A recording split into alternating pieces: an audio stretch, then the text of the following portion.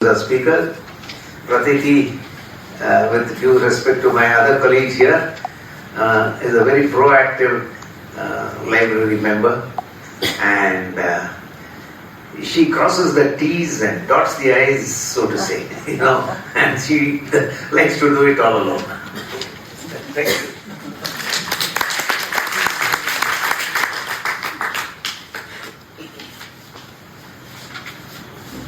Good evening. It's a great pleasure to be introducing Dr. Lawrence Liang and Carl Malamud.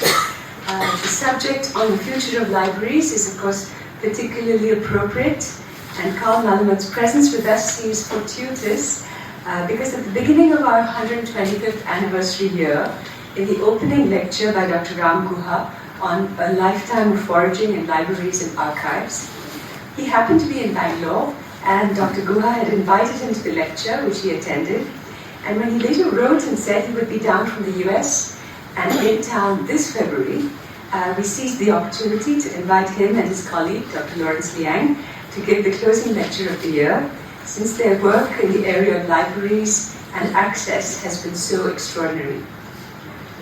To briefly introduce them, Lawrence Liang is a professor of law and the founding dean of the School of Legal and Socio-Political Studies at Ambedkar University, Delhi. Prior to this, he was with the Alternative Law Forum for 15 years. His work lies at the intersection of law, culture, and technology.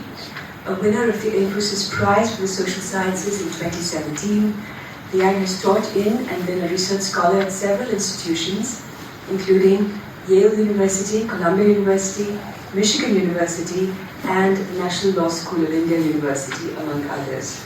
He's also a co-founder of two digital archives, pad.ma and indiansign.ma. I hope I'm saying it right.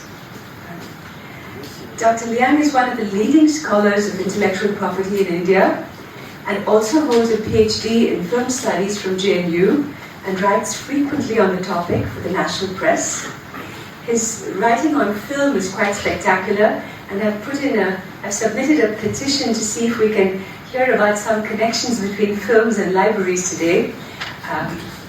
A graduate of St. Joseph's and the National Law School of India, he's the co-author of several books related to libraries, including a book of speculative fiction titled Invisible Libraries.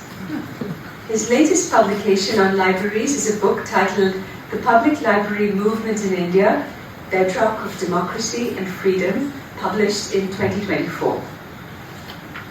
Carl Malamud has worked on the internet for close to 40 years. In 1993, he started the first radio station on the internet, pioneering what we now know of as podcasting and live streaming. The radio station helped put numerous organizations on the internet for the first time, including the French Embassy and the John F. Kennedy Center for the Performing Arts. In 2007, Carl Malamud started Public Resource, the US NGO he continues to run. Public Resource is known for making the law more readily available to citizens and has won notable victories in the Supreme Courts of the United States and the European Union. For instance, when the state of Georgia sued him for placing the official code of Georgia annotated online, he took the case all the way to the US Supreme Court and won. For the last 10 years, he's been making 4 to 6 trips a year to India, working with his colleagues, including Lawrence Liang, in building a public library of India. They scan 12 to 15 lakh pages per month at Gandhi Bhavan and maintain a huge archive of Indian books, official gazettes, videos, and audio for public access. Wow. The author of 9 books, Carl Malamud has received numerous awards for his work, including the Berkman Award from Harvard University and the Pioneer Award from the Electronic Frontier Foundation. He's been a visiting professor at MIT in the US and Keio University in Japan. So without further ado, over to Carl Malamud and Dr. Lawrence Liang.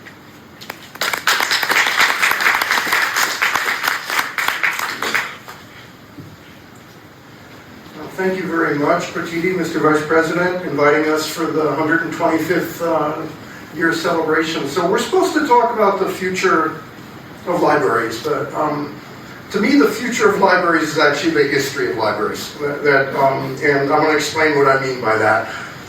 And when we think of libraries, we often think of these huge central libraries.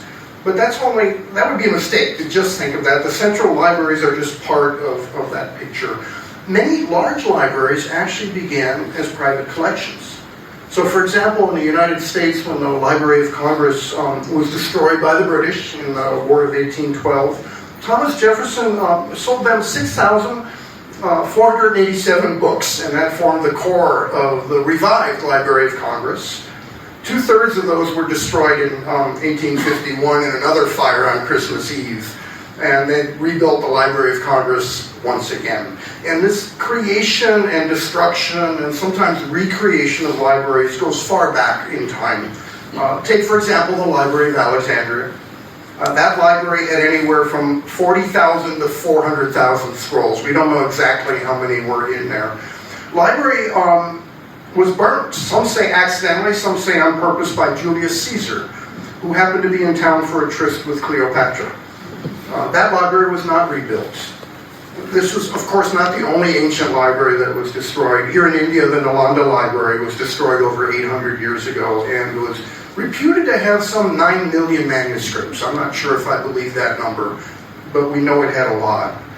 And this creation and destruction of libraries has happened over and over again. Much of the Western knowledge from the Greek and Roman times only survived because the monasteries in the Middle Ages ran copy shops, scriptoriums, full of monks who spent their hours copying one manuscript to make another copy and then handing it over to another monastery, maybe getting a copy back to copy that one. And even those monasteries were not permanent repositories. Books in those establishments were inscribed on parchment, but parchment was very expensive. And often they would erase one book and then write another one on top of that. And these were called palimpsests. Sometimes there would be traces of the underlying previous book still visible on the parchment. Let me tell you briefly my own personal experience with palimpsests. There was a book called the Archimedes palimpsest. On the surface, it looked like a prayer book. It was a little bitty book, not very impressive. Dated back to 1229. But in 1899, a scholar visited a monastery in remote Palestine and noticed that there was an underlying text which dated back 400 years earlier, and he was able to see that it contained ancient Greek texts. The manuscript went missing in 1920. It disappeared from view. A Western businessman had bought it, and he concealed the book for 70 years. He was trying to sell it as a private thing. And in fact, he took 4 of the pages and painted them over with gold leaf and a Byzantine prayer picture on top of it. And he couldn't sell the book. And finally, his daughter, in 1998, his daughter put it up for auction. The book sold for $2 million by Christie's to an anonymous buyer. And the buyer was reputed to be Jeff Bezos. And I knew that wasn't the case because it was a friend of mine who bought it. He had started the first internet service provider in the world, and it went public, and he made a lot of money. He ended up spending $100 million on books, and one of the books he bought was the Archimedes palimpsest. And the book was extremely fragile. I saw it right after he had bought it. So first there was a 10-year effort to kind of restore this thing, and it began with restoring and conserving the pages, which were literally like falling apart. So it went to the Walters Art Museum, where the restoration was done. And then a former chief technology officer for the director of national intelligence of the United States had just retired. And he was recruited to help guide the imaging project. And they brought in scientists from the Rochester Institute of Technology. And the book was scanned at the Stanford Linear Accelerator Laboratory. And the book was scanned at 11 spectral bands, including ultraviolet, visible, infrared wavelengths. And they were able to reveal the underlying text that was as thin as 2 microns thick. And what they found, and they even got the text under the gold paint. They were able to find that. And a bunch of Greek scholars were brought in to look at the discovered text. And they found unknown text by Archimedes Hyperides, a commentary on Aristotle. The images and transcriptions and metadata were all released under a Creative Commons license, and I was delighted to help in that effort. I ran the computer that hosted all the resulting data. The lesson here is that books, must be copied to be preserved, and that's a lesson we learned from the ancient Greek and Roman texts that had disappeared, but only survived because they were in the monasteries where people were copying them.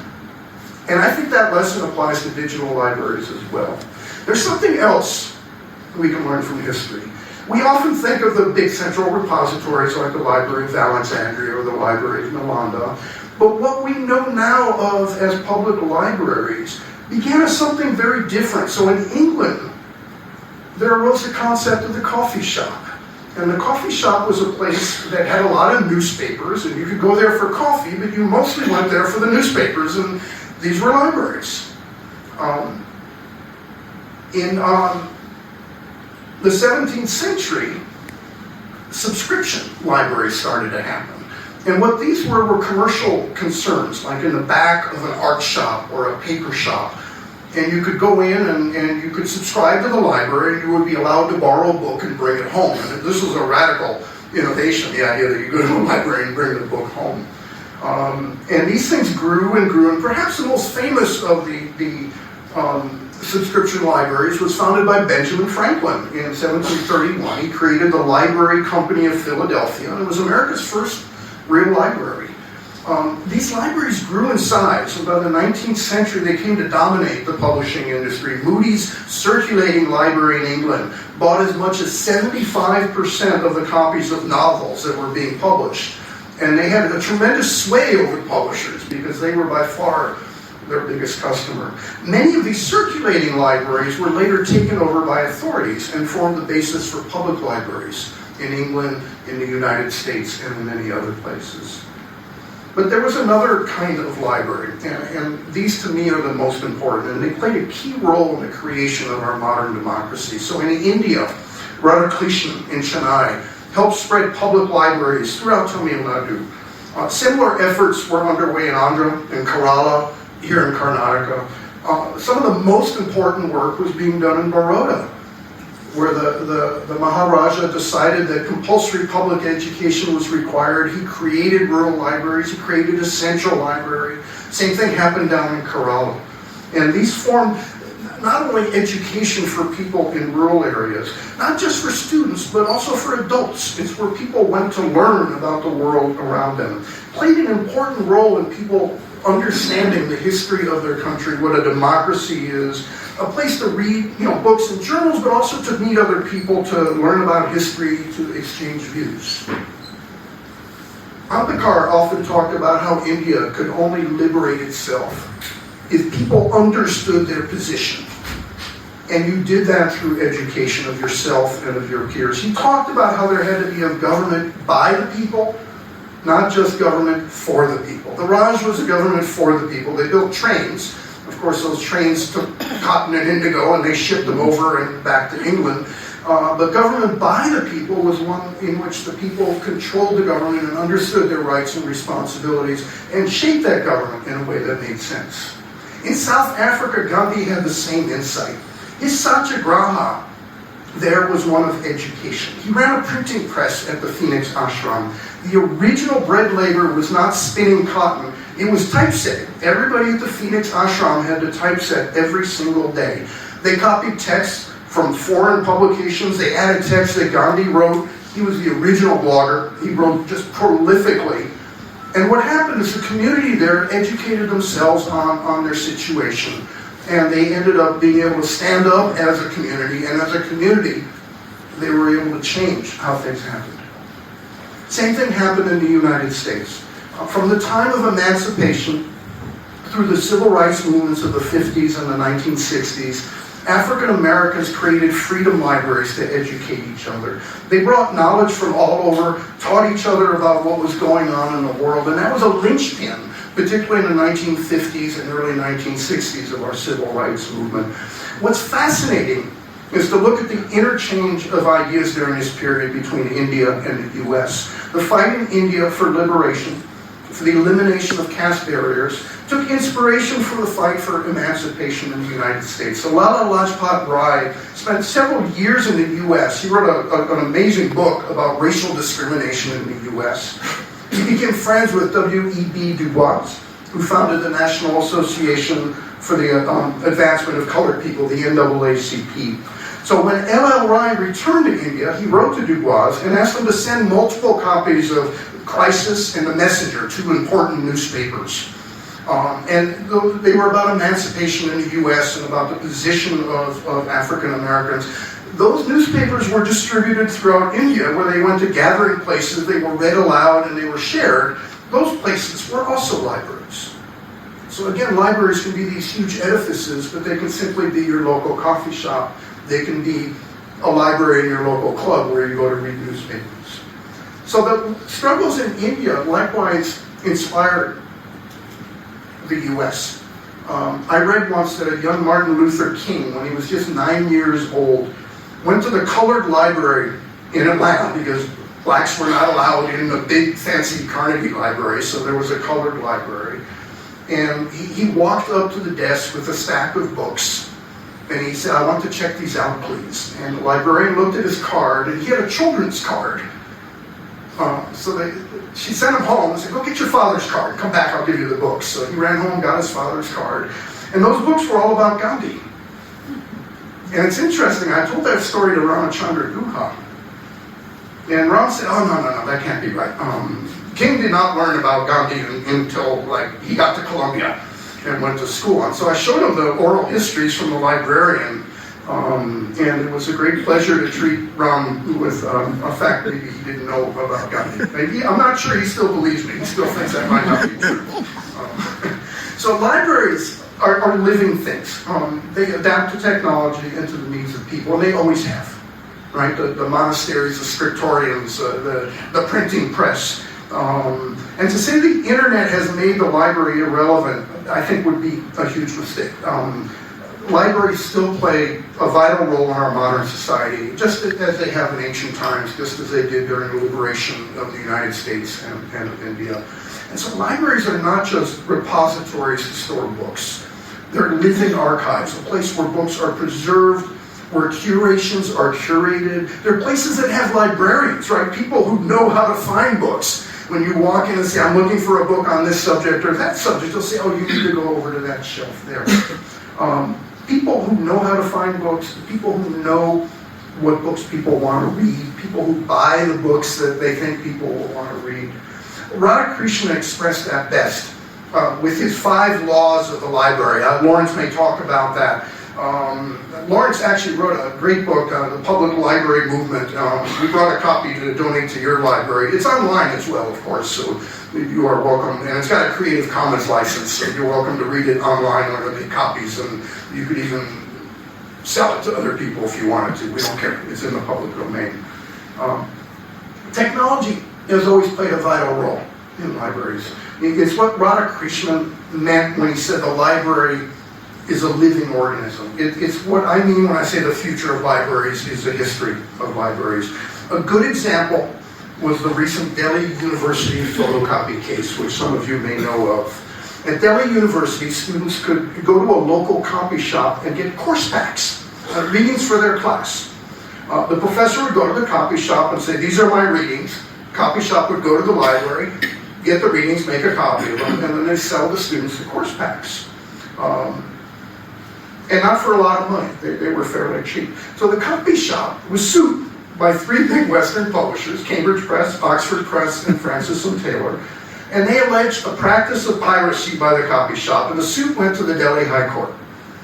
The Delhi High Court ruled that this was not a copyright violation, as the Copyright Act of India says that an exception to copyright is for materials being used in the course of instruction. And what that means is even if the book is in copyright, you can give it to a student to use in the course of instruction. And this exception is clearly spelled out in the Copyright Act of India, and more importantly, it is firmly rooted in the Constitution of India, both in the preamble and in the fundamental rights. There's a reason that exception is in the Copyright Act. The publishers argued that perhaps that meant a student could take handwritten notes while reading a book, but but certainly not use a Xerox machine to copy them and make them available, let alone in a commercial concern. So Justice Enlaw wrote a very compelling opinion refuting that argument. He said when he was young, that's what he had to do. But it would be foolish and a huge overreach of the law to say that with the advent of a copy machine, that process couldn't be made easier. The lawmakers, the law makes very clear that what was important here was the purpose of the action, not the tool you use to copy, right? The question was this being done in the course of instruction? Because it was allowed. So the big question libraries have now is how do they perform their function, right? What's legal? What's possible? How may a library acquire, preserve, curate, and make collections accessible to patrons in our modern age? And that's a challenge that all librarians face. So librarians engage in controlled lending. They always have. They lend books, but they do so within the framework of technology, what's possible, and within the framework of the law. They work with collections, they manage those collections, and making sure that every book has its reader, as Radhakrishnan said, and that the library is a living organism. So, what can a library do in today's world? I'm going to give you several examples. So first, technology means we can archive and preserve books for the future. And in a world where books are exposed to the elements, where libraries burn, sometimes accidentally, sometimes on purpose, where books are eaten by insects, absolutely vital that we scan our libraries and preserve them for the future. A lesson we've learned from the medieval ages when books were copied. Second, one can scan the books and use optical character recognition to make the contents searchable. This is the card catalog of the future, right? It used to be when you search a card catalog, you search maybe by subject, Dewey Decimal System, or by the title, or by the author. But once you've ingested the full text, you can throw a Gandhi quote into your card catalog and say, oh, that's page 33 of volume 34 of the collected works of Mahatma Gandhi. So you're not necessarily sharing the book, but you can certainly let people know where to find things. It's an invaluable tool when you're fact-checking. When you're reading a paper and it's got a quote, and you look at it and say, that's not right. So you go to our library and you throw the quote into the search engine and say, it's in this book. And you go, I knew that was wrong. So it's really a pretty important development. There's a third thing one can do, which is one can make all of these books available to the blind and the print disabled. There's an international treaty, the Marrakesh Treaty. It's enshrined in Indian law, and Lawrence actually played a key part in the debate that resulted in the Marrakesh Treaty being implemented here in India and implemented as an international thing. Now, if one does scan books, the question is, can you make those scans available to readers? And that's an interesting issue. And it's controversial in some circles. Some people say, no, you can't scan a printed book and make it available to a reader. We will sell you an ebook. Actually, we won't sell you an ebook. We will let you subscribe to an ebook, but you can't have the actual book. That's been a huge controversy. But there are some exceptions under Indian law that I've gone over. There's the course of instruction, the DU photocopy case, the research use. So if a professor is writing an article and needs a book, you can copy that book and give them a digital copy. That's in the course of research. And then I already talked about accessibility. So we know we can do those things. The question is, can you do more? And that's the question that me and Lawrence and our other two co-founders of the Servants of Knowledge have been thinking about and trying to do something about for the last 10 years. I mentioned that for Gandhi, bread labor for him is, the spinning wheel, but earlier was typesetting. And our motto at the Servants of Knowledge, our daily bread labor, our manual labor, is scanning. And so our motto is scanning is the new spinning. That's one reason we're located inside a Gandhi Bhavan. They really like that phrase. And kindly gave us space to work out of. And as Pratiti said, we're scanning 12 to 15 lakh pages every month there. We build our own scanners here in India. We've got an open source stack that uses stuff. So we've worked with a number of groups. We've scanned the entire Gandhi Bhavan library. We have scanned the entire National Law School of India University Library. We have worked with B.M. Sri Pratishthana Library here in Bangalore, the Roja Buthai Library in Chennai, the Vishwa Konkani Library in Mangaluru, and at the time there were no Konkani books available online, and I'm quite pleased to say there's now 6,000 books available for people to look at. We work here with the Ramakrishna Ashram, with the RBA NMS schools to scan children's books. We are almost done scanning the entire Lalbagh Library. They have 7,000 old books about horticulture and botany. We work with Sochara, which is a community health organization, and to help them disseminate their information. We also harvest digital materials that have been scanned by other parties and are available online. The government of India had a 10-year effort called the Digital Library of India, about 5.5 lakh books.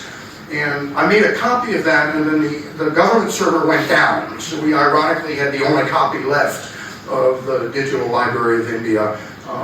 And we have sorted through that and removed books that were still in copyright. They were a little sloppy when it came to that. But many of those books are now available. So there's, for example, 60,000 books in Sanskrit that came out of that collection.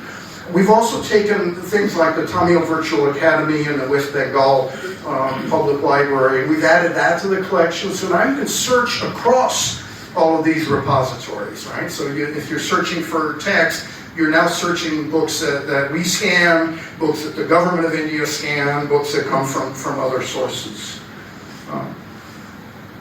So what else can you do now that you have this repository? Obviously, if the books are in the public domain, we just throw them on the Internet Archive and you can download them and do whatever you want. If they're in copyright, I've explained a few things you can do. We're doing something else which I think is kind of innovative, and after describing that, I will probably close. So last year we took the entire Gandhi Bhavan library and we put them on thumb drives, about 11,700 books, collected works of Mahatma Gandhi, the Navijivan Trust, Harijan, Indian Opinion, the Desai Diaries, you name it. It's like 700 books about Gandhi, but also the collected works of Nehru, of Ambedkar, of Radhakrishnan, the Sardar Patel Diaries.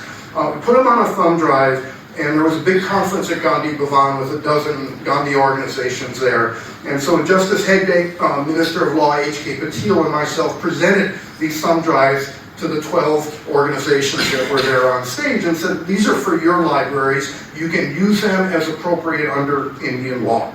Now all 12 of these libraries have it's the beginning of what we are calling the All India Gandhi Library.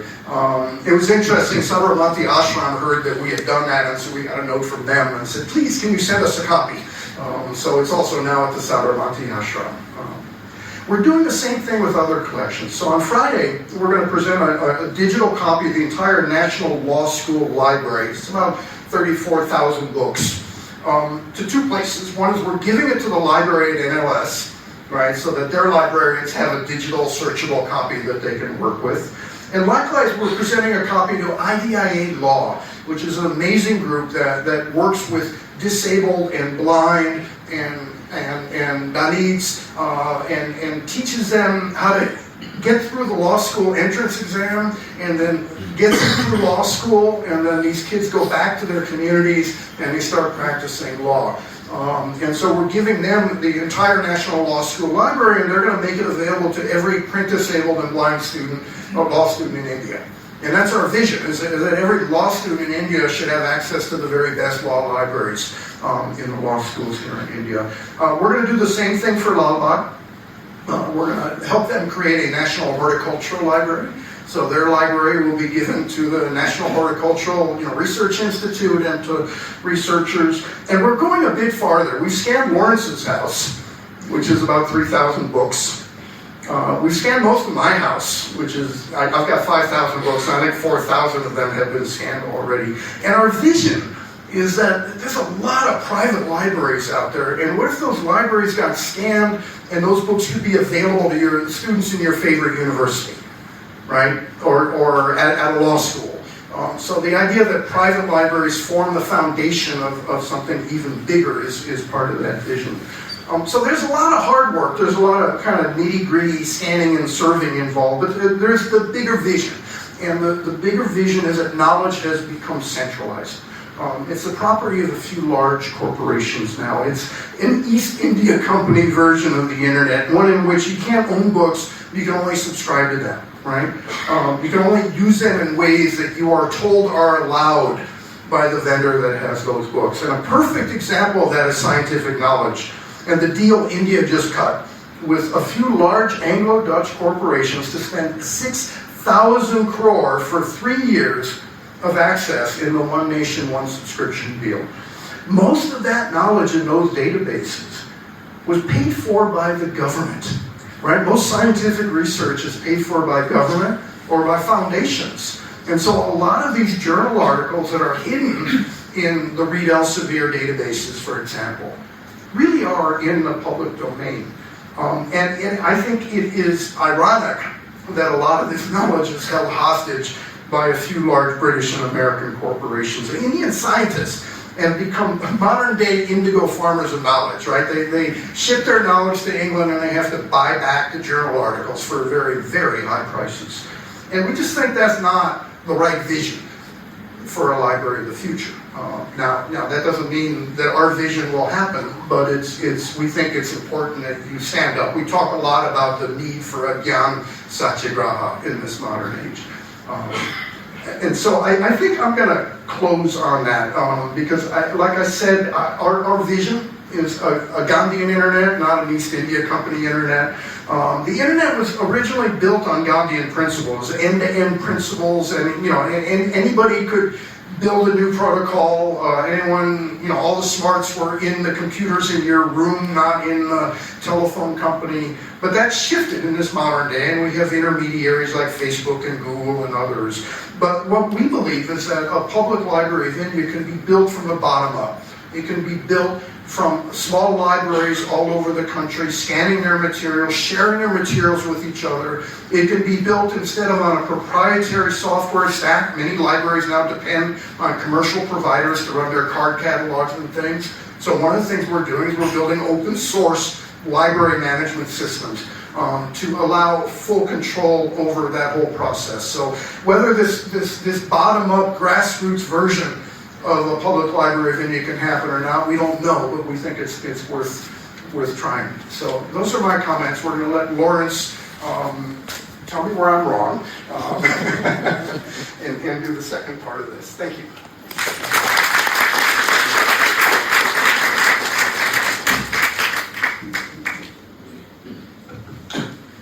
Good evening, and thanks so much to Pratiti for inviting me.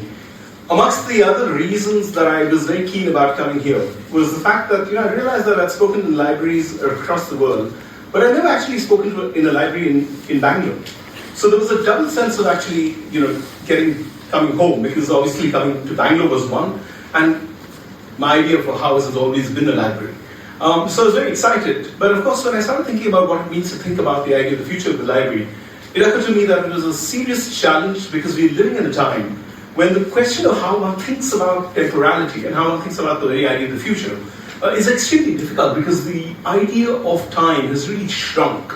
So, for example, I have students, and recently when I was trying to teach them about the idea of narrative justice, I asked them to think about the example of the film Dilwale Dulhaniya Le Jayenge, and asked them what would have happened in the end if Amrish Puri did not leave her hands, and what would you feel? But they looked very perplexed, and they looked like they didn't understand what I was asking them. And then one of them put up their hands and said, "Sir, we don't watch classics." So there's a way in which this idea where Facebook is now an archaic technology. And I want to really kind of put as an opening gambit my proposition through a story. And the story is about a researcher who's been looking for a book for a very long time and just unable to find it. And finally, to his great pleasure and delight, finds a copy of this in a library. But he's always amazed that when he looks at the back of the book, that nobody has issued this book for the last 70 or 80 years.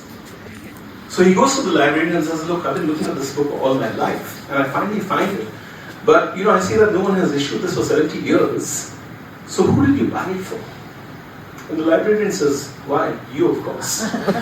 So in that sense, my proposition to you is this, that the library has always been seen in a way as an institution that preserves the past but it really is an institution of the future that masquerades itself as an institution of the past. So I would like to offer you the idea of how we think about the library as a time machine, as one that allows you in a way to move simultaneously between the ideas of the past, the present, and the future. And why it's so important in a way in today's time to think about that. Because contemporary accounts of the library are narrated in a way through the paradoxical language. On the one hand of crisis, and on the other hand of exhilaration. The crisis, of course, is well known. A 2012 survey article in salary.com predicted that of the various jobs that might be threatened with the emergence of artificial intelligence and digitization, high up on the jobs was that of the librarian. And that the obsolescence of the library was going to be one of the imminent kind of, aspects of the future. Now, thankfully, the verdict doesn't quite arrive at the dire conclusion that librarians will be shelved. But what it does say is that the librarian will have to evolve as a digital archivist. Now, there are many reasons given for the crisis of the library. The first one, of course, we know is the decline of reading and the crisis of reading in the contemporary era in what is known as the age of distraction. Then there is the decline of the library as a civic institution, and we all know this. Bangalore, for example, in 2014, there was a cut of 50% in the library budget of the beautiful state public library that we have in the city. In the US, in the same time, there was a cut of around 72% of all the libraries' budgets across. There is a spatial crisis. There just isn't enough space, and there's such a premium on space that many people cannot afford to have libraries. There is also a Googleization of the world, which in my mind is really the big challenge. So this question of the crisis of the library, brought about primarily by the question of digitization, paradoxically, however, also brings up the idea of the exhalation of the library. Because at the same time that you see this account of the decline of the library because of the decline of paper, you also have this insane numbers that are spoken about in terms of the potential of the future digital library. So you have, for example, Henry Warwick, who does the maths where he says the Library of Congress, which is arguably the biggest library in the world with 35 million books, at an average of around 1 MB per book when digitized, would basically mean around 35 terabytes of data. And it's estimated that around 2032 to 2035, an ordinary SD card will have the capacity of storing up to 64 terabytes of data, which means that we're technically going to see a possibility of 2 libraries of Congress fitting in your pocket. Now, beyond the point, these numbers may sound staggeringly unintelligible, because the fact of the matter is that even if we were to consider our own libraries and our own collections, which sit on our shelves and on our computers, the possibility of finishing them is already, daunting. I look at my own libraries and they are constantly a reminder, a shameful reminder of what I haven't actually finished reading. So the library is always a promissory note to the future, and a promissory note in which you promise a better version of yourself, that you see ahead of you. And if Jorge Luis Borges, my favorite writer from Argentina, imagined the library as a paradise, for me, I imagine the library as a retirement home. What am I going to do when I retire? Finally go to my library, right, and read all those books. But more than the numerical fact that we confront between these two registers is really the question of increasingly how many of us actually perform the function of the librarian. In relation to all the books that we possess on our computers, we are arranging, we are managing, we are classifying, we are creating taxonomies, you're indexing, you're navigating.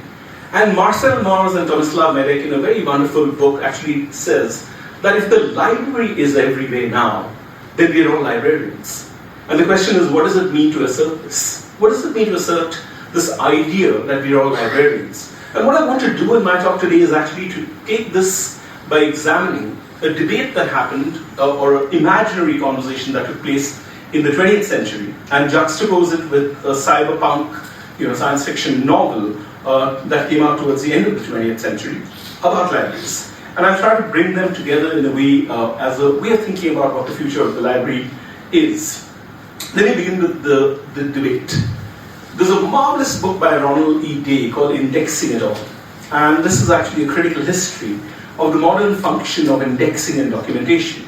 Ronald Day argues that indexicality or indexing actually begins as some kind of a professional structure that mediates between users and vast amounts of data. But over a period of time, indexing itself becomes a certain kind of an infrastructural form that really shapes the very experience of information and communication. And he stages an imaginary conversation between Paul Otlet, the father of modern European documentation, and the German philosopher Martin Heidegger, because they stand as two traditions of thinking about the relationship that individuals have to information and to classification. So who was Otlet? Otlet was a Belgian bibliographer, visionary, and one of the pioneers of what would come to be called information science. He's best known for his work on something called the Mundanium, which was this ambitious project aimed at creating a universal knowledge repository that in many ways prefigured a lot of the technologies that we talk about, modern hypertext, translation, etc. Now, what was really remarkable about Otlet was Otlet had two obsessions. He was driven by two driving passions. One was the creation of a universal classification system, and the other was world peace. And to his mind, the two were connected to each other, right? So what he tried to do was, he wanted to create a universal library that would basically create access in order to create a universality of the idea of common human experience, which would eventually lead to world peace. Now, ironically, all of this was happening right at the outset of World War II. So when the Nazis took over Belgium, the German library's chief Hugo Cross paid a visit to the Palais Mondial in Brussels, and on December 4th, 1940, he met a white-haired, frail-looking man who he recognized immediately as Paul Otlet, because he'd met Otlet several times in international library seminars before the war. The Nazis seized whatever they thought was of value, except what lied in the upper galleries. And it was reported by one of the soldiers that, it was just one big pile of rubbish. It's an impossible mess, and high time that all of this be cleared away. So what is it that they saw as this pile of rubbish? What they saw as the rubbish was what Otlet saw as the foundation of a global network that would make knowledge freely available to people all over the world. In 1934, he had started describing a vision for a system of networked computers, or what he described then as electric telescopes that allow people to search through millions of interlinked documents, images and audio-visual files. He imagined the library as a space in which individuals would have a desktop workstation, each equipped with a viewing screen, and if you Google this, you'll find images of it later, where individuals would have a viewing screen, multiple moving surfaces, all connected to a central database that enabled them access to a wide range of resources on whatever topic that might interest them. It was a networked imagination that hoped to unite individuals and institutions from local bookstores and classrooms to universities and governments. And the system would also feature a selection machine capable of pinpointing a particular passage or individual fact in a document stored on microfilm, which is then retrieved via a mechanical indexing and retrieval system. So this he described as the réseau mondial, or a worldwide network, or what scholars have described as the analog World Wide Web. Otlet's life achievement was a construction of this Mundanium, a mechanical collective brain that would house and disseminate everything. But by the time he was getting to finishing it, war had broken out, and eventually everything that he created was confiscated and destroyed. And Alex Wright, his biographer, cites a remarkable passage which I want to stick with, in which he describes Otlet writing about books. And Otlet says, everything in the universe and everything of man would be regarded at a distance as if it was produced. In this way, a moving image of the world will be established, a true mirror of his memory. From a distance, everyone will be able to read text, enlarged and limited, to the desired subject, projected on individual screens, and in this way, everyone from his armchair will be able to contemplate creation in whole or in certain parts. So, interestingly, Otlet also imagined that individuals would be able to communicate with each other by uploading files of theirs to a central server and communicate via wireless networks, anticipating in many ways what we describe, of course, as the World Wide Web and the Internet. So in some ways, the Internet has always been, the library has always been about the future. But I want to pick up on this one incredible segment in Ronald Day's book, where he describes Paul Otlet's very intriguing characterization of books and texts as friends that are consulted as informational carriers for answers to specific questions that arise from life. So he says, and this is Otlet, and I quote, "Today there exist collections of books comprising more than 2 million volumes, and whose annual accessions are more than 100,000 volumes. They've had to come to grips with a quite new problem arising from, on the one hand, the difficulty of storage and classification and circulation of such tremendous masses of materials situated in the centers of large cities, and on the other hand, from new ideas from within the research community. Once one read, today one refers to, checks through, skims. There is too much to read. The times are wrong."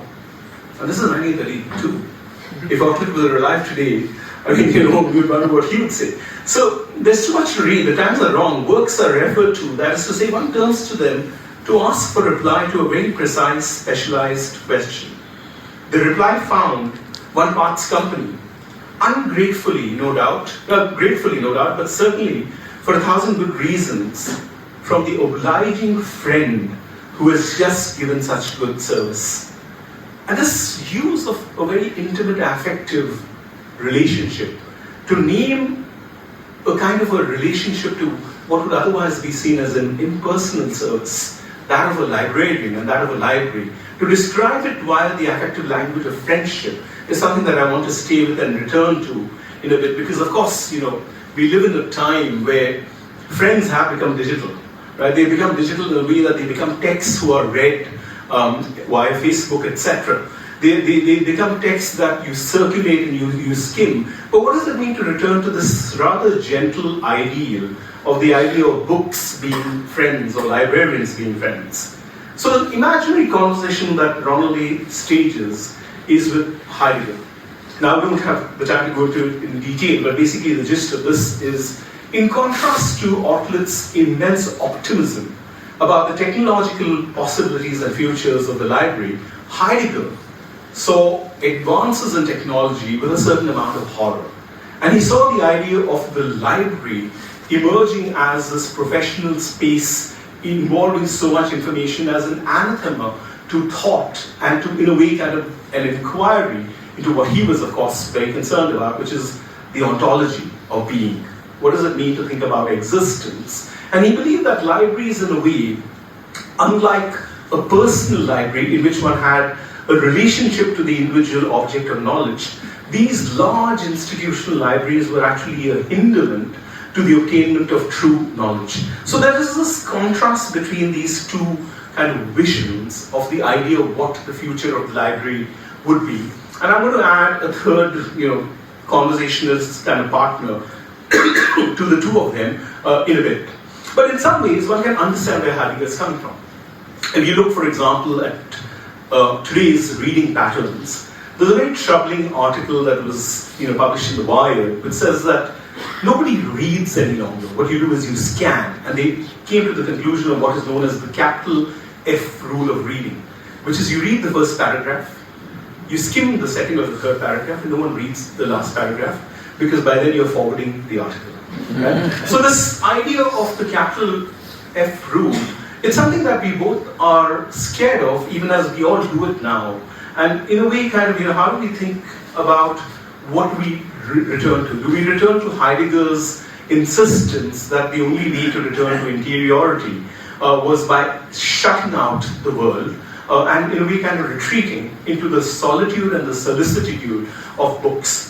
Or do we imagine the possibility of maintaining that even in the networked imagination that someone like Paul Otlet had? And to resolve the tension between the two, I want to take you to a dystopic science fiction novel called Snow Crash by Neil Stephenson. I don't know if any of you are fans of Stephenson, but this is a book which was widely regarded as one of the most prescient books in its prediction of various technologies that are now passé. Google Earth, smartphones, digital rights management.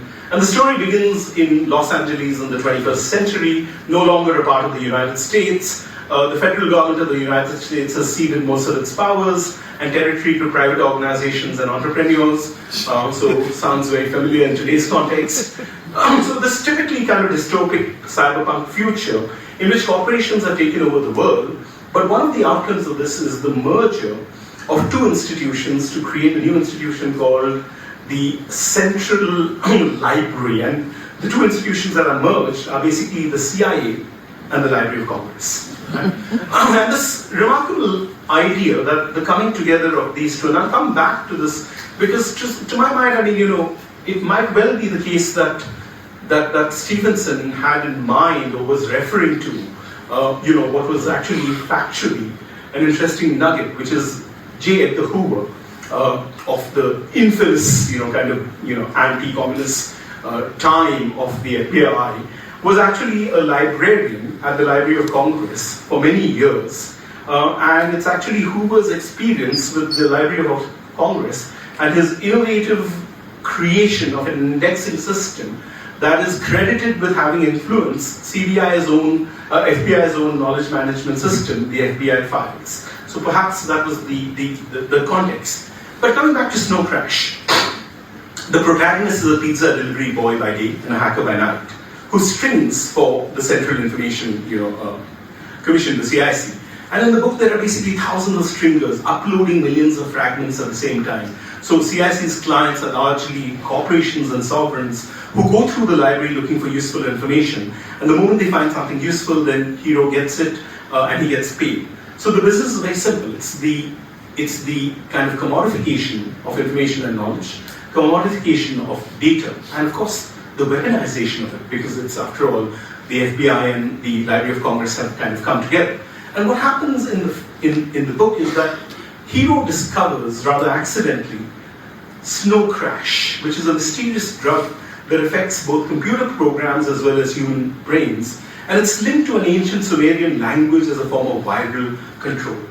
So, an imminent kind of, collapse of the world, and the only thing that can save this after Hero realizes this, is a software program given to him as a gift called the Librarian.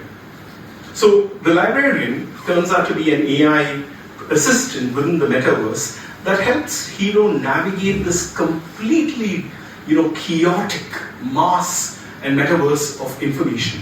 And the argument of the book in many ways is that the structural logic of informational capitalism is to overwhelm you in such a way that you are not able to access forms of a truer self, or what Heidegger described as your solitude.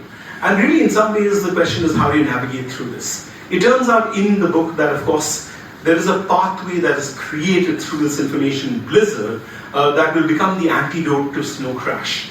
And it's really the librarian who does this job. So in a very, very insightful article on Snow Crash, Tim Blackmore makes a very compelling argument where he describes the librarian in Snow Crash as an agent of civility. He says that in Hero's world of sprawl, decay, and predation, the librarian becomes a civilizing entity. So the librarian, for example, becomes someone who actually becomes an advisor and mentor to Hero, giving him advice about his relationship, etc., giving him advice about aesthetics and about literary taste. In other words, the librarian becomes Hero's friend.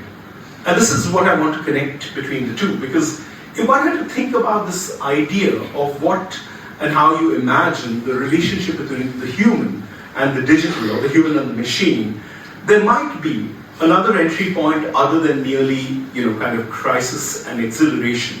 How do we think in a way effectively about the relationship between technology and what it means to be human in the contemporary world? Tomislav Medek, who I've quoted earlier, describes the idea of the public library as a fighting concept. And he locates within libraries its radical potential, alongside other revolutions, including the French Revolution, for which there are many instances of the histories of revolution, most recently in Turkey, or even in the farmers' protests in Delhi, where there are these pop-up libraries that emerge, or the sign of protest is someone sitting and reading a book defiantly, against power. So if the idea of the library as a revolutionary concept has always been there, what I would want to offer you bringing together in a way, Paul Otlet as well as, kind of Snow Crash, is the idea of the library as a fraternal concept. What does it mean to think about the library as an enabler of certain kinds of forms of relationality and forms of friendship and forms of affective ties in relation to an indeterminate future? And of course, who better than Dr. B.R. Ambedkar, one of the most well-known, bibliophiles, whose personal library consisted of more than 40,000 books, and where Dr. Ambedkar, who was responsible for introducing the idea of fraternity into the Indian Constitution and particularly into the preamble, believed very strongly that liberty and equality would not be realizable in a society like India, where the grant of political equality would be kind of incomplete without, in a way, an acknowledgement of the vast social and cultural differences that existed amongst people. So for him, fraternity was a very kind of a crucial political concept.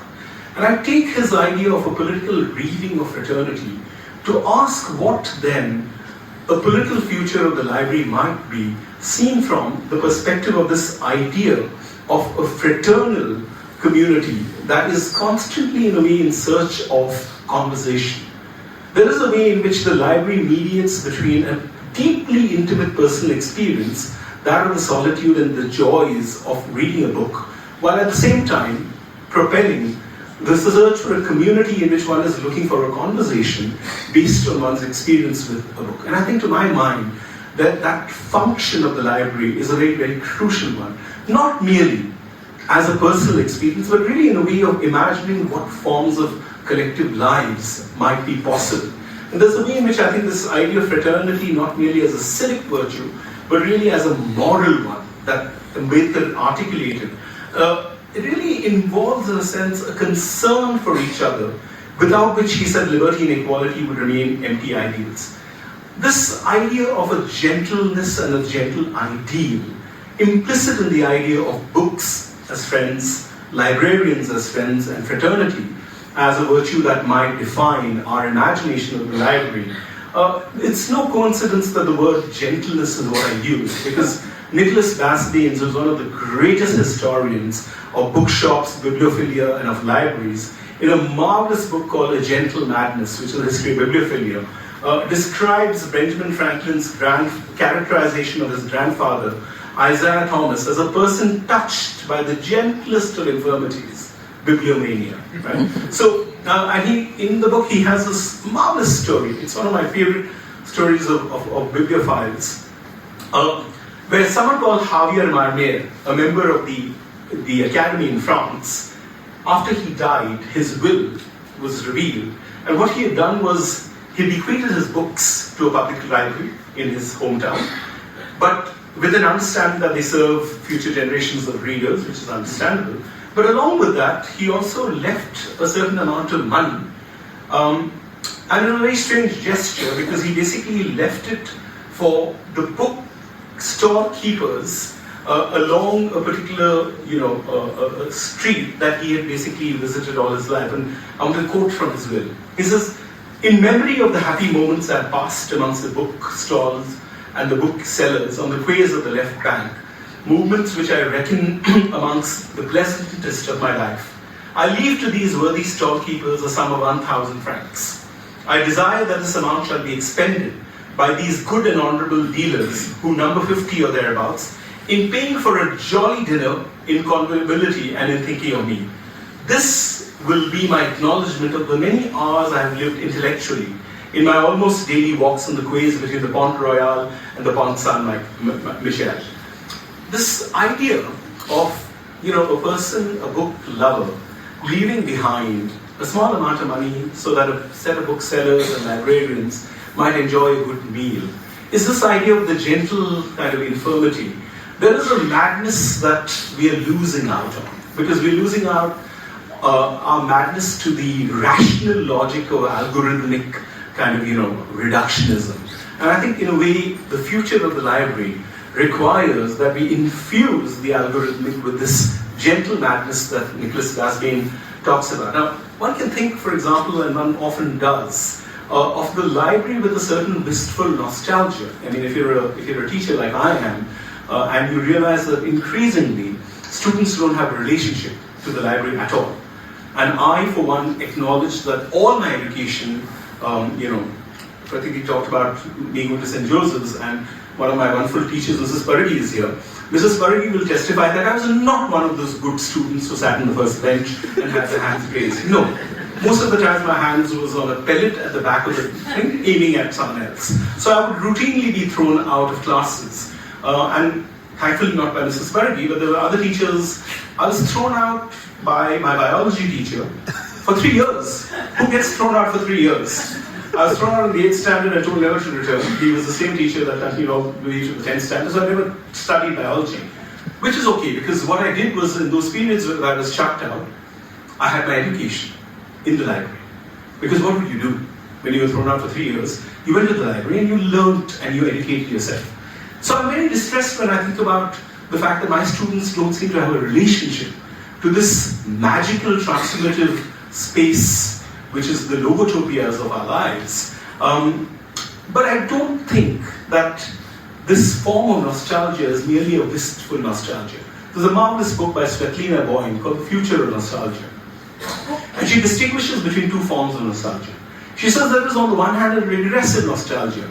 It's the kind of nostalgia that people have about lost empires. It's like what Orhan Pamuk describes of Istanbul as suffering from huzn. Huzn being the melancholy of a city that knows it will never be as great as it ever was. Right? So this is the idea of a restorative empire nostalgia. In contrast to that, she basically says there's also a reflexive nostalgia, which is about how we look to the past, not merely as a way of thinking about what has already passed, but also about what didn't come to be. And how do you return to those moments of the past, like one does with the javelin, that you go backwards to project into the future. And it's really in some ways, when Carl began and said that the history of libraries has always been about the future, my proposition of the idea of the library as a time machine is really in some ways a way of projecting into the future. And I want to end with a story which to my mind is actually one of the reasons for why we do what we do. Carl already mentioned that we work with the Roja Muthaiya Library. And I want to end with the Roja Muthaiya story. Roja Muthaiya was a painter of science. Born in the 1930s, he was a bibliophile and would be found, roaming around in Madras on Moore Road where all the old booksellers were. And he himself had this, painting science shop, but he didn't do too well because he was not really into business. His head was always filled with, books and with literature, etc. So eventually he decided that there's no point, he came from the Chettiar community known for their kind of enterprisingness, so he returns back to his hometown in Kothiyur and he sets up something called the India Library Reading Room, where for 25 paise you would be given a coffee, a plate of idlis, and you would be allowed to browse through whatever material that he had. And that's how he managed. His family thought he was insane because his wife would be fed up with him constantly, losing money, having all this junk material that had no value whatsoever, lying around the house, and every once in a while she would, in a fit of rage, take all his old magazines and books and dump them in the garbage.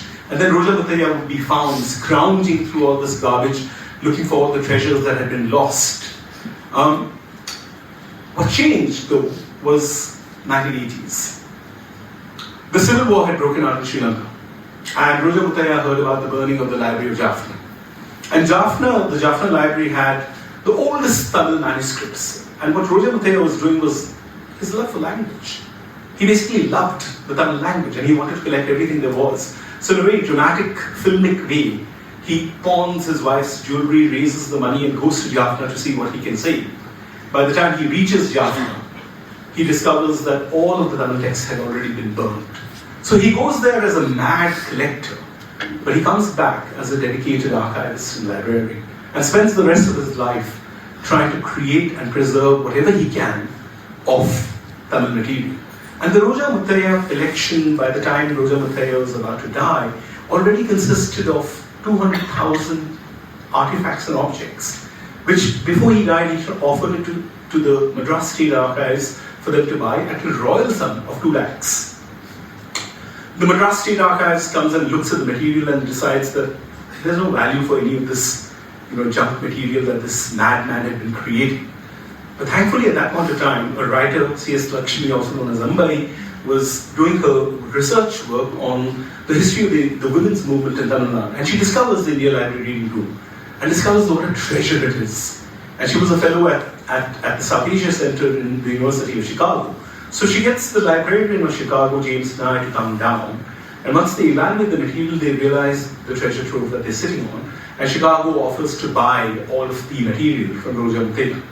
He lays down the condition that he'll sell it to them, but that the material would not leave the country, and that they would set up a library in Madras. And they offered him a pretty princely sum, $1 million at that point in time, to buy the entire collection. Unfortunately, Roja Muthaiya never saw any of the money, because he died before the money actually came. And what did he die of? He died of DDT poisoning. From years of having inhaled the DDT that he'd been kind of, spraying to preserve the material that was there. And it's a heartbreaking story at one level, but it's also a hugely inspiring story, because the Roja Muthaiya Library in Madras or in Chennai is one of the finest collection in South India of any kind of South Indian languages. And the reason in some ways that I believe that whether it is a Roja Muthaiya or it is a Javier Mamir or it is a Karl Malamud, there is a madness that is required, a gentle madness that is required, that believes in the idea that the role of the library is not something that preserves the past, but something that preserves the future. I'll end with this. Thank you, and we'll have a discussion. Thank you for this journey through the past, this rich journey through the past, present, and future of libraries. We'll now have. I wanted to also mention that since you mentioned bookshops and booksellers, we recently lost Mr. Murthy of Select Bookshop, and I think many of us here have been there, browsed, looked for old copies of things that you would find you from very distant parts. So just wanted to mention him and to remember him as a Bangalore institution. So we have 2 chairs set up for questions. I'd like to invite Lawrence and Carl on stage.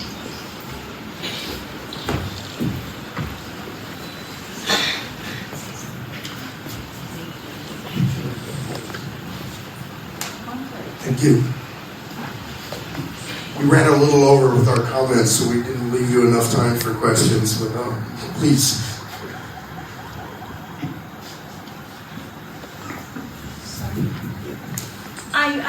I'd just like to know your thoughts on this very pernicious banning of books that's been happening in the US libraries and possibly other places. Does your scanning, I'm sorry, I don't have the right technical vocabulary for it, but is that some way you can get around this? A kid who can't read something in Ohio, can he or she read it online? Absolutely. That's exactly one of the things we're trying to do. And in fact, the Internet Archive, with whom we work closely, they're a U.S. nonprofit. That's one of their aims, is that if a book is banned by some thought police in Texas or South Carolina, that student can get on the Internet and go over and get a copy of it. So it's an antidote to that. And there's no way to control that? Well, it's somebody's hard. going to try to. Well, you could try to say, this book is banned in the whole world, but gosh, that would be really hard to do. You could say you can only use the internet in your home as long as, you access the following 10 sites, but I think we've passed the point where you can control the entire global infrastructure of information flow. That's been one of the fundamental changes in our world. It makes it much harder for the censors to do their jobs properly, which is good. I first of all like to say thank you so much. My mind is spinning. I'm sure everybody else's is. with all the information that you've told us about, and the stories, the anecdotes. And obviously, you've referred to things that have been predicted that are happening now by people in the 30s who anticipated this web, if you like, this massive web. Have you got any more discoveries and predictions of things as they are at the moment? I mean, yeah. Go for it, Lawrence. I think Carl is generally the better Nostradamus of the two of us. I mean, the thing about science fiction is that science fiction is rarely about the future. Science fiction is always about the present. And, various anxieties, hopes, as well as, fears of the present are manifested into the future. So in that sense, if one had to think, for example, about ways in which one would imagine what the future would be, I'm merely speaking, of course, about anxieties of the present. And of course, the big one on everyone's mind is artificial intelligence and what it actually means in relation to thinking about, let's say, the question of the future of reading and of the relationship, in a way, to writing and to thought.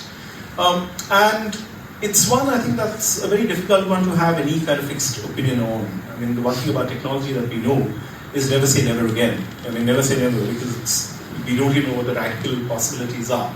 But yes, if there is a way in which I feel, and I'm saying this primarily as a teacher, I am seeing, of course, a very, very, very sharp decline of a relationship to the book as an object. Bangalore is an exception.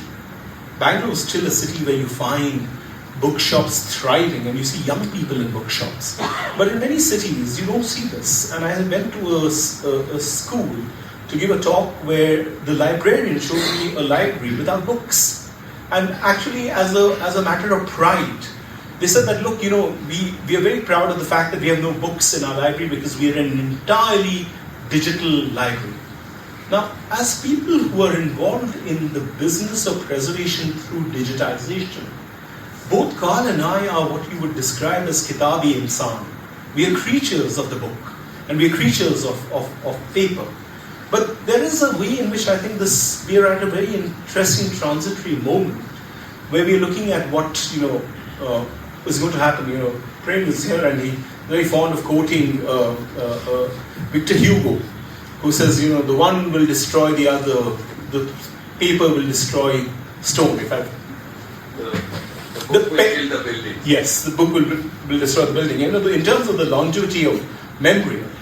So I think we are at a stage where we are, it can't be a laid-back live and wait and see what happens. I think as Kitabi Insan, we have to actively intervene in creative ways, not in panicky ways. None of us are techno-Luddites. To think about how we ensure some kind of a continuity between a form of learning which we believe is deeply important with this brave new world that we have no idea, of what its contours are. Thank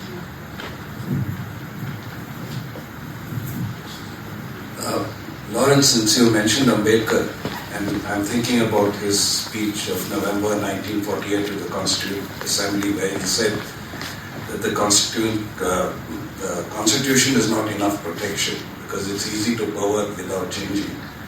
And the Republic will survive only if the population has a value of constitutional morality.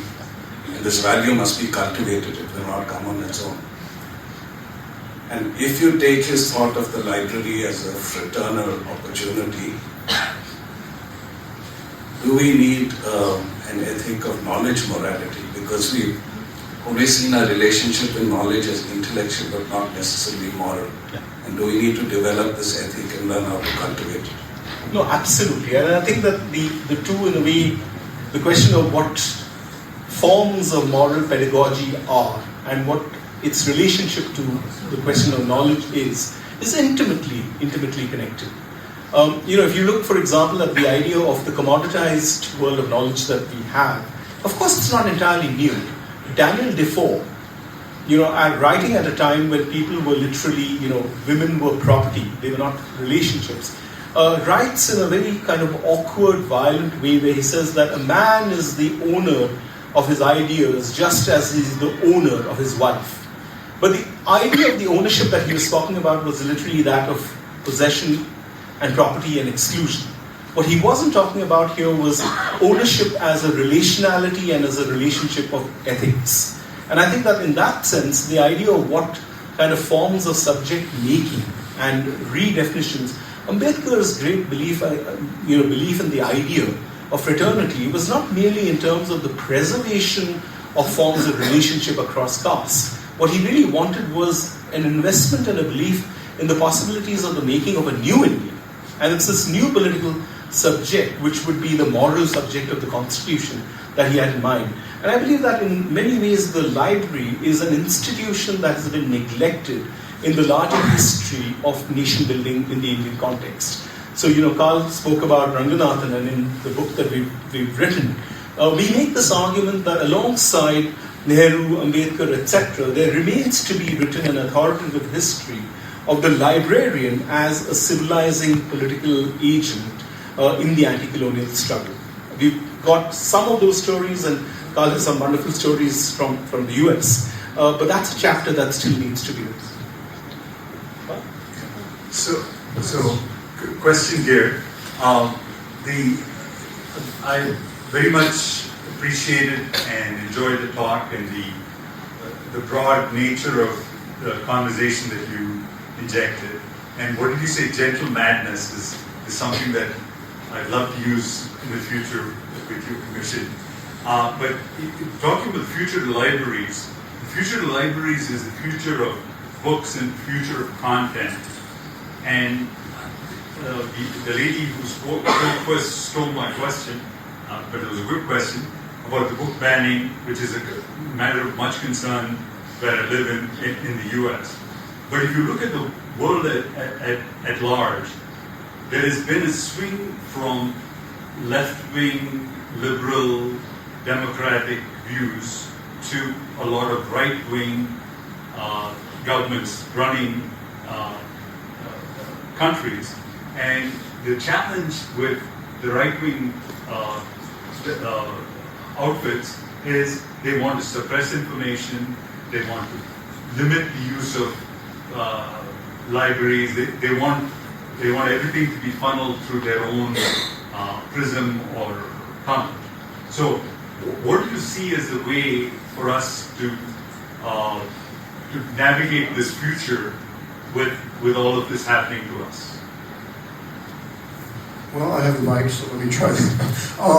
I think knowledge is the key. I mean, if you lived 100 years ago and you didn't like the fact that the Raj was governing your country, you can be upset, or you can learn and teach your fellow citizens until enough of you understand that it's different, and maybe the world will change. And I've always said that if we really want a democracy by the people, for example, if we believe that climate change is not being addressed, you can be pissed off, or you can educate people long enough that everybody stands up and says we need to do something about it. So you can't just give up and say, oh my gosh, the world is a Raj internet, right? Central governments, right-wing governments, it's an East India company.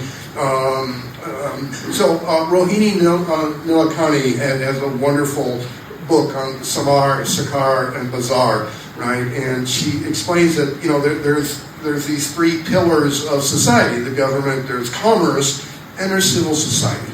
And we live in the civil society, and that's why we are working with libraries and other organizations around India to kind of make sure that libraries and nonprofits and others have the tools they need in order to disseminate the information they need. And so I'm hopeful for the future. Many people look at the current world and say, oh my God, well, look at the United States. I mean, our head has been spinning around. I work closely with the Obama White House. I'm an old liberal. I helped put the ACLU online and computerize them in 1982. And it's easy to be totally despair, but I think we just have to look at that and say, well, there is a way to fight these issues, and the way to fight those issues is knowledge, which is why we're trying to build libraries. Just add to that. Of course, share your concern, but I would just add one thing, which is that the one thing that unites, in a way, the left and the right is actually their love for burning paper and for burning books. So in a way, the history of Soviet Union is as treacherous as that of Nazi regime. But there is a new mode and a new form, I think, which is also equally scary. Which is, in the US there's a lot of debate, for example, about now banning and prohibiting or, removing books which were seen to be either racist, kind of sexist, misogynistic, etc. Now that's another form of censorship, which is a cause of great worry. So, for example, Nabokov's Lolita is, clearly very high, dealing as it does with a very difficult area and topic of pedophilia. But everyone is saying that, why we should now ban, Lolita. Now, there's something odd about this, because there's a story when, Adolf Eichmann was arrested after he was kidnapped from, Argentina and brought to trial in Jerusalem, which then became the basis of Hannah Arendt's book, Eichmann in Jerusalem. There's a little-known episode of his time in jail. Whether as some kind of a perverse experiment or what, we don't know. But, he was given books to read. And 2 days after he was given a book to read, he threw the book and visibly disgusted, because he said, this is the most vile, perverse thing I have read. And it was Nabokov's Lolita. So there was this great paradox, because Hannah Arendt said that what was Eichmann's great sin? It wasn't that he was inherently evil, because he was so ordinary. His great sin was he didn't seem to have a relationship to language. He seemed to talk like a robot, a mechanical follower of instructions who had no relationship either of ethics or of beauty to language. And she says, here is this great contradiction. Nabokov, whose language opened our sensibilities and opened in a way the expressive possibilities of the world in all its myriad beauties and complexities, is rejected by someone who has no relationship to language, but who has this great moral indignation against a book after having killed millions of people. And I think this certitude is something that unites the left and the right. It unites, in a way, the current moment of, the right wing's rejection of ideas and the left wing's kind of, certitude of its political truth. And I think in a good old fashion, the one thing that the book has always taught us is doubt everything. And I think that's what we need to protect.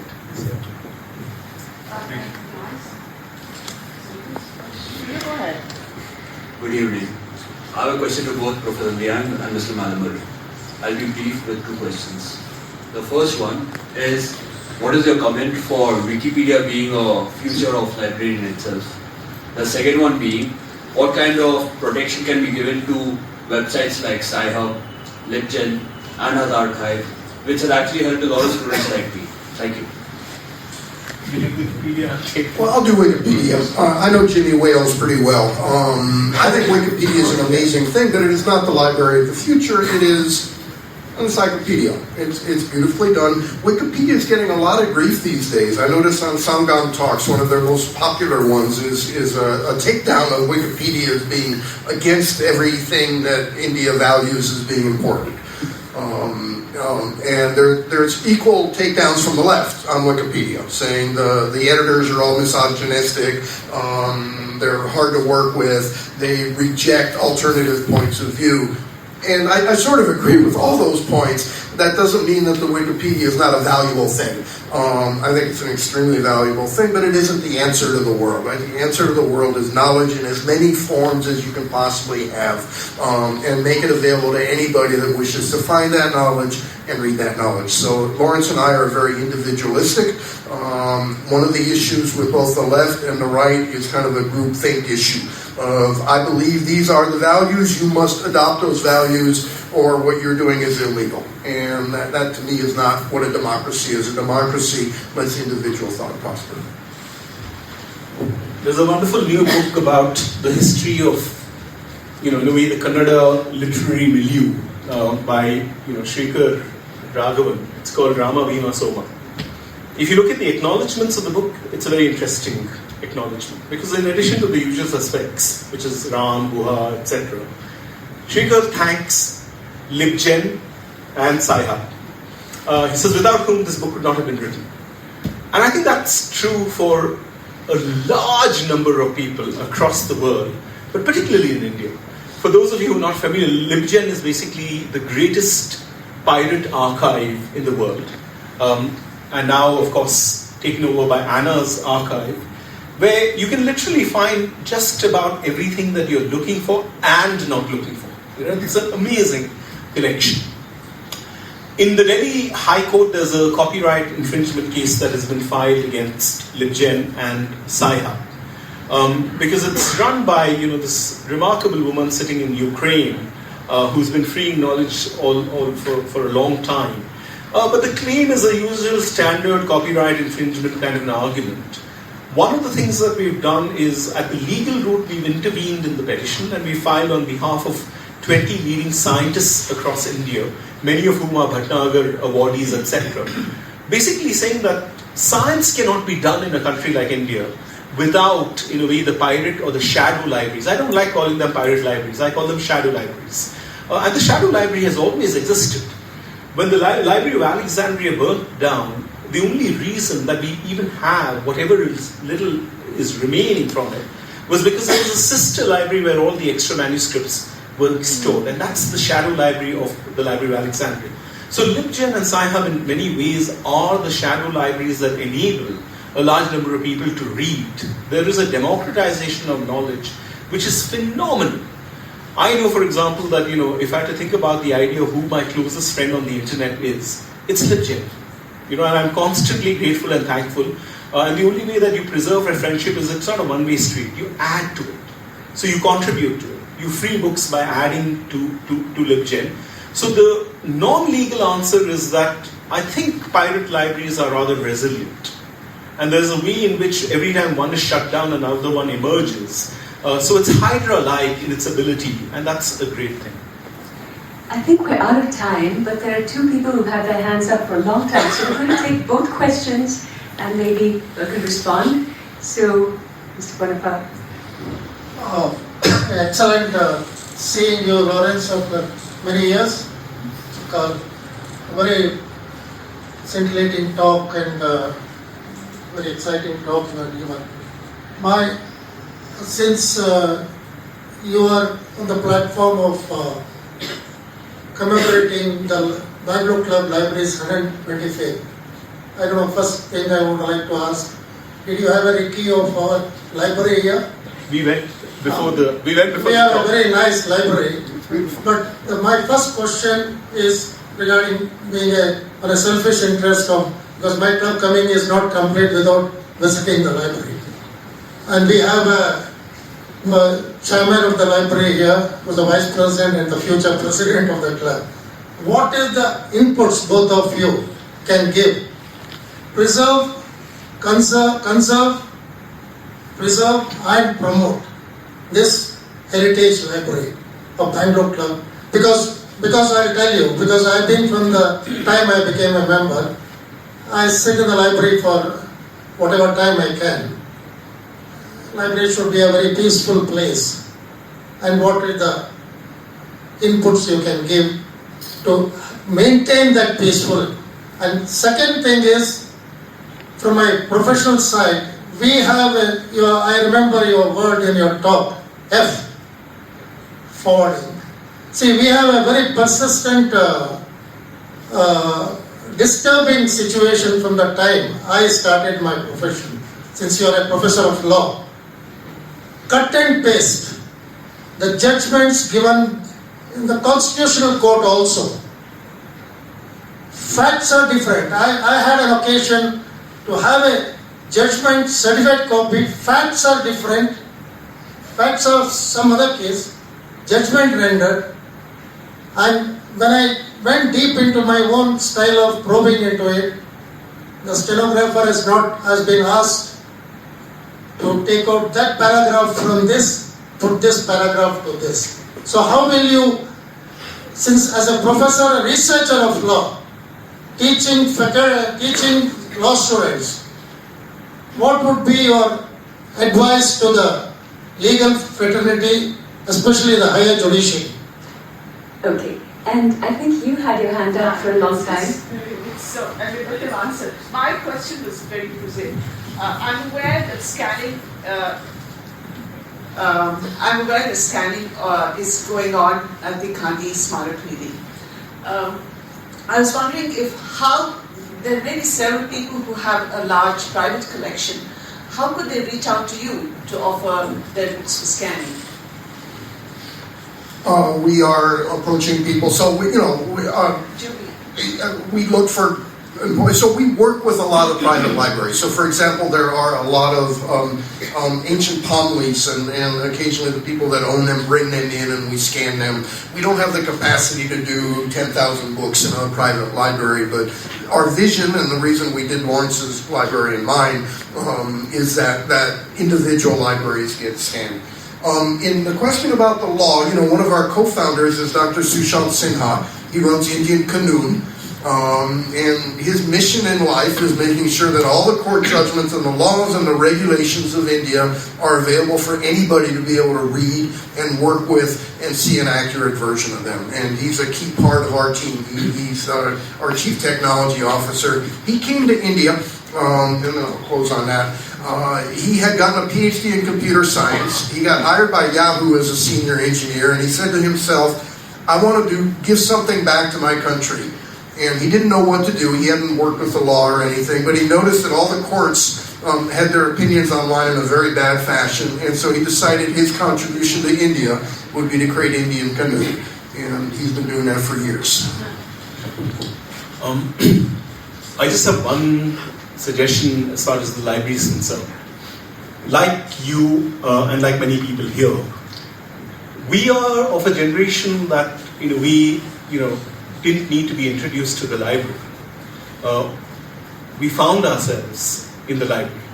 But for a generation that is addicted to its mobile phone and takes for granted access, the library as a space and the book as a physical object is something that's lost you.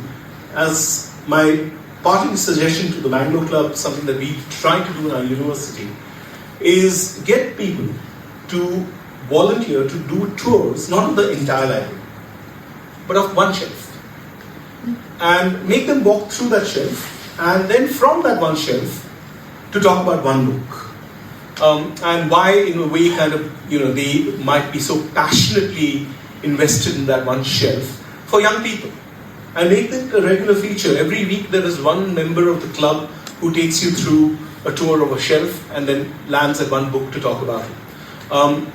So, because otherwise, the library is only going to be an institution for all of us grey-haired people, which links to your second point, which is the other grey-haired people, the judges. If they were capable of listening to any advice I had to offer, I would be a much more powerful person. I have absolutely no advice to give them, because I don't think that they are in a position to take any advice, unfortunately, which is why the dire state of the law we find ourselves. They don't read. Yeah. Maybe start along with the children, maybe a special session for judges as well. A new request. Your suggestion is well taken. We will try to implement it along with our library subcommittee members. That would be great. I now request our library subcommittee member, Mr. Girdhar, to give a vote of thanks.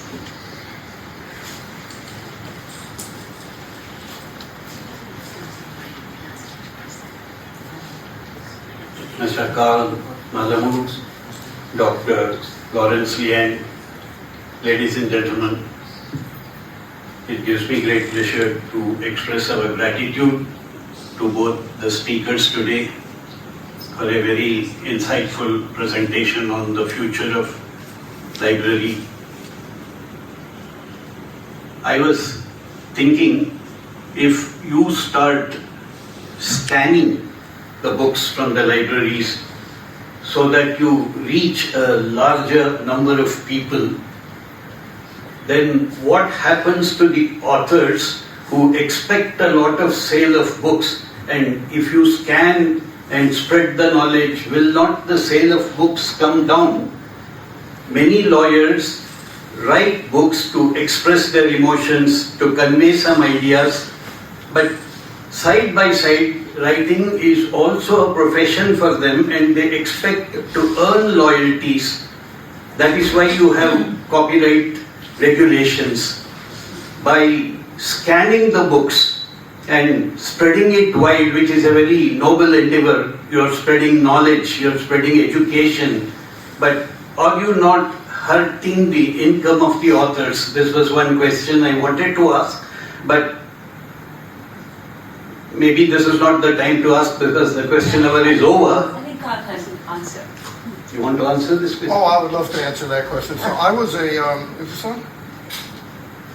Hello, testing? Sorry. There we go. Okay.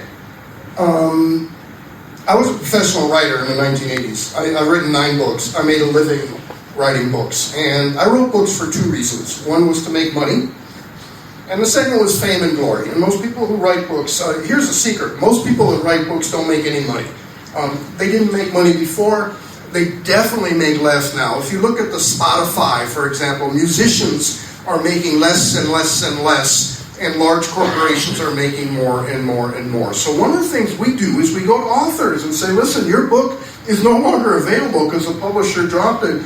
Can we scan it and make it available for non-commercial purposes? And the answer is almost always yes, we would like to do that. The other thing is, if your books are available more broadly, that doesn't mean people aren't going to buy your books. In fact, it's the opposite. If your books are available in the library and you look at it and you go, wow, that's a great book. I guess I could bring it home for 5 days and then bring it back. You're more likely to go down to Church Street and buy that thing. And in fact, I'm a good example of that. Every book I read, either on the internet or as a copy that I bring with me. So when I come to India, I'll bring 5 or 6 hard copies in my luggage. I also bring 48 SSDs with 1.5 million books on them.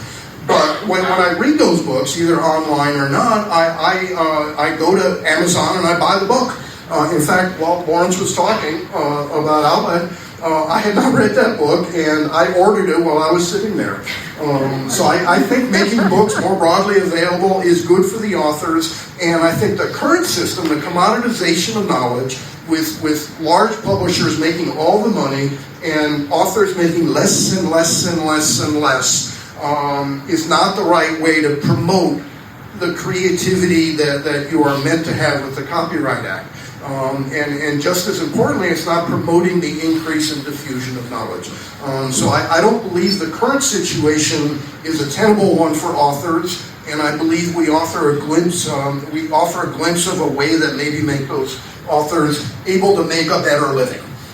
I'm much relieved with the confidence from an author himself, and I think the future of the published book is safe.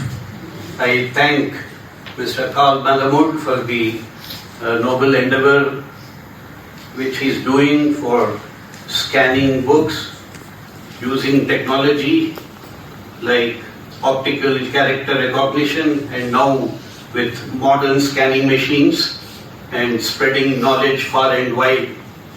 There are a lot of people in this country, particularly in the rural areas, who are very disenfranchised because they do not have access to the big libraries that are there in the cities. And I think the work done by Carl Malamud will give them access to more knowledge and more education. I also thank Dr. Lawrence Liang. He very briefly touched upon the copyright aspect, but I expected a lawyer would probably focus more on that, but I'm happy listening to stories like Roja Muthaiya, and it was heartening to hear about him, and the comparison of Roja Muthaiya to Carl Malamud himself was, I think, very apt. Thank you for taking time off and coming and making this evening a memorable one. I now request the Supreme Chandravarkar, our member, and our Vice President, Mr. Harish Padmanabha, to please present tokens of appreciation to Carl Malamud and to Dr. Lawrence Liang.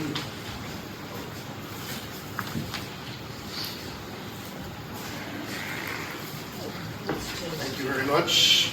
Thank you. Thank you.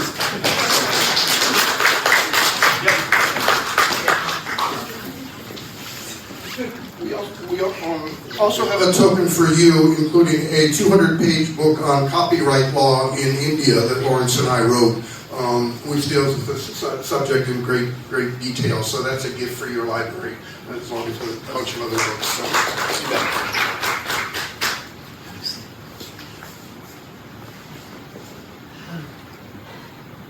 Thank you. Thank you. Thank you.